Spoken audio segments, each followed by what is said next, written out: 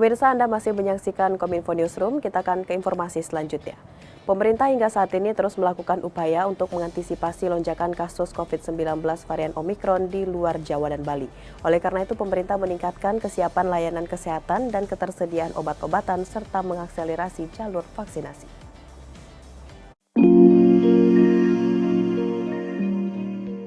Pemerintah terus meningkatkan kesiapan dalam menghadapi lonjakan kasus COVID-19 varian Omikron. Ini tidak hanya dilakukan di Jawa Bali, tetapi juga luar Jawa Bali yang cenderung mengalami keterlambatan lonjakan kasus dibanding di Jawa Bali. Selain itu, pemerintah meningkatkan kesiapan fasilitas layanan kesehatan dan ketersediaan obat-obatan serta mengakselerasi laju vaksinasi. Terkait laju vaksinasi di luar Jawa Bali, Menteri Koordinator Bidang Perekonomian Airlangga Hartarto sekaligus Koordinator Pemberlakuan Pembatasan Kegiatan Masyarakat atau PPKM luar Jawa Bali mengungkapkan hanya 2 provinsi yang memiliki tingkat capaian dosis kedua di atas 70%, yaitu Kepulauan Riau dan Kalimantan Timur. Perlu ada percepatan untuk vaksinasi, baik dosis pertama maupun dosis kedua. Di luar Jawa sudah di atas 70% untuk dosis keduanya, yaitu Kepulauan Riau terdapat 85,6% dan juga Kalimantan Timur 71,2%. Bangka Belitung 68,3% dan Kalimantan Utara 65,9%, sisanya di bawah 60%. Tidak hanya dosis pertama dan kedua, pemerintah juga akan mengakselerasi pelaksanaan vaksinasi dosis lanjutan atau booster. Pelaksanaan vaksinasi diprioritaskan kepada kelompok rentan. Pertama ini saya perlu menyampaikan bahwa kebijakan dalam pelaksanaan PPKM yang pemerintah ambil hingga hari ini tetap mengikuti level assessment PPKM yang telah kami sesuaikan seperti minggu lalu dengan memberi bobot lebih besar terhadap perawat inap rumah sakit. Berdasarkan data yang kami kumpulkan dari berbagai sumber dan dijelaskan bahwa varian Omikron ini menyebabkan penularan lebih cepat atau jauh lebih cepat. Bahkan di beberapa negara seperti Amerika Serikat, Israel, Prancis, dan Jepang, angka kematian terkonfirmasi COVID-19 juga sudah mulai melewati puncak Delta. Namun pola yang berbeda juga terjadi di negara lain seperti India dan Afrika Selatan. Untuk itu pemerintah terus melakukan pembaharuan data, meminta masukan dari berbagai ahli dalam bidangnya. Tidak hanya itu pemirsa, pemerintah juga telah memastikan ruang isolasi terpusat bagi pasien positif COVID-19. Hal ini disampaikan langsung oleh juru bicara penanganan COVID-19, Wiku Adhisa Smito.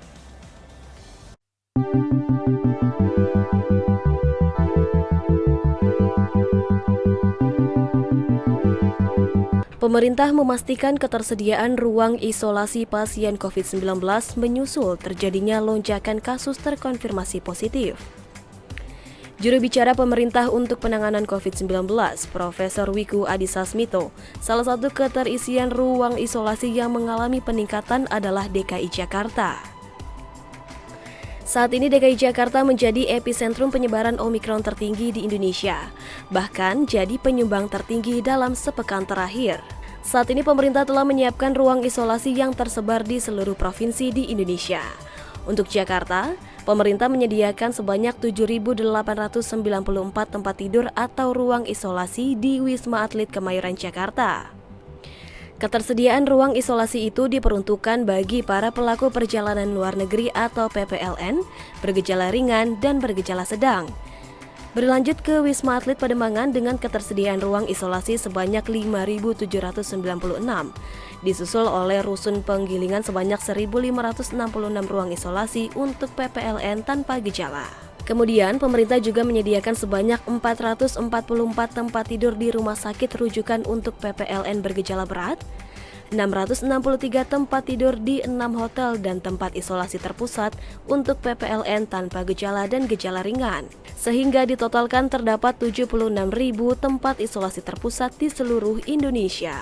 Kita memastikan kesediaan tempat isolasi maupun karantina bagi pasien positif akibat transmisi lokal maupun PPLN yang mencukupi. Saat ini terdapat total 7.894 tempat tidur di Wisma Atlet Kemayoran untuk PPLN bergejala ringan dan sedang, dan total 5.796 tempat tidur di Wisma Atlet Pademangan, dan 1.566 tempat tidur di Rusun Penggilingan untuk PPLN tanpa gejala. Total ada 444 tempat tidur di 6 rumah sakit rujukan untuk PPLN gejala berat, dan total ada 663 tempat tidur di 6 hotel dan tempat isolasi terpusat untuk PPLN tanpa gejala dan gejala ringan, serta total lebih dari 76.000 tempat isolasi terpusat di seluruh Indonesia. Selain itu, untuk pasien positif yang sedang isolasi mandiri, Kementerian Kesehatan menyediakan layanan telekonsultasi dan paket obat gratis yang dapat diakses melalui isoman.kemkes.go.id.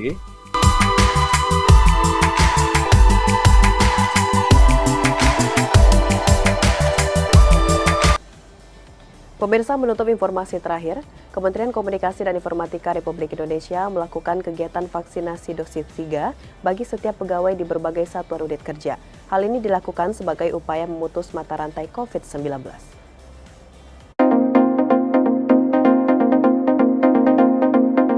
Kementerian Komunikasi dan Informatika serentak menyelenggarakan vaksinasi dosis 3 atau booster untuk para pegawai maupun staf dari segala satuan kerja. Tommy Tirtawiguna selaku penanggung jawab vaksinasi booster dengan satuan kerja sebagai Biro Umum menyatakan bahwa terhitung dari tanggal 4 sampai 7 Februari 2022, peserta yang telah mengikuti vaksinasi tercatat sebanyak 1.300 orang dengan target sasaran sebanyak 4.000 orang.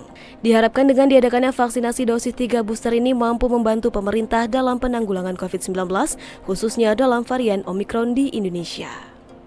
Dari target kita untuk seluruh karyawan sendiri, sebenarnya itu kita menargetkan sekitar 4.000 total target sasaran kita vaksinasi booster kali ini.